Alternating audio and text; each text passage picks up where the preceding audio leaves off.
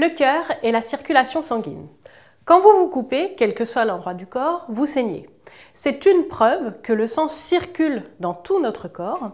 Plus précisément, on dit que le sang coule dans nos vaisseaux et vous avez dû étudier l'ensemble des vaisseaux et du cœur de notre corps humain.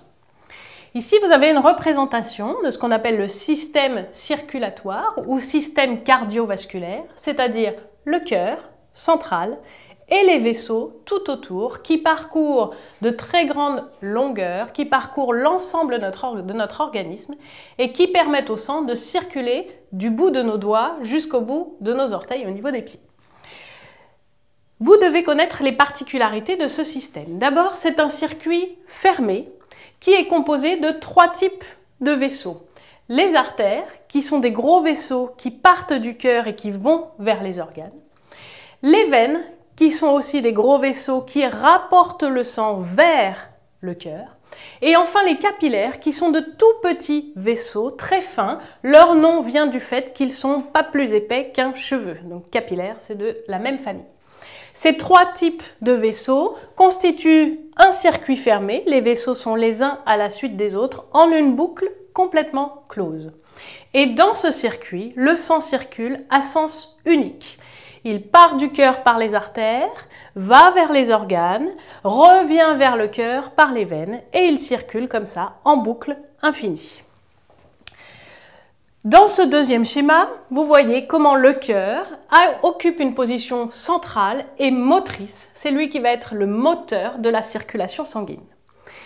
Vous avez appris que le cœur est un muscle creux. C'est un muscle, lorsqu'on l'observe, il est rouge, il est très irrigué, il est capable de se contracter.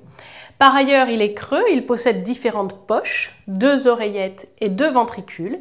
Il va être capable d'accumuler du sang, puis en se contractant, d'éjecter, on parle d'éjection, d'éjecter le sang dans les artères vers les organes. Le cœur est donc une pompe.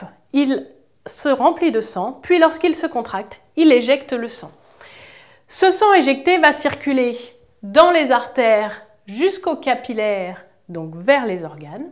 Au niveau des capillaires, il y aura des échanges possibles entre la circulation sanguine et les organes, ce qui va permettre, grâce à ce transport, d'approvisionner tout le corps en matières utiles. Je pense aux nutriments issus de l'alimentation et au dioxygène, l'O2 issu de la respiration.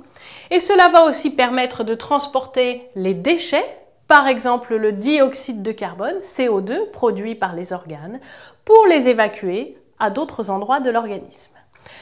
La circulation sanguine permet donc aux organes d'être approvisionnés en matières utiles et d'emporter leurs déchets, tout ça grâce au cœur qui joue le rôle de pompe et qui fait le moteur de notre circulation.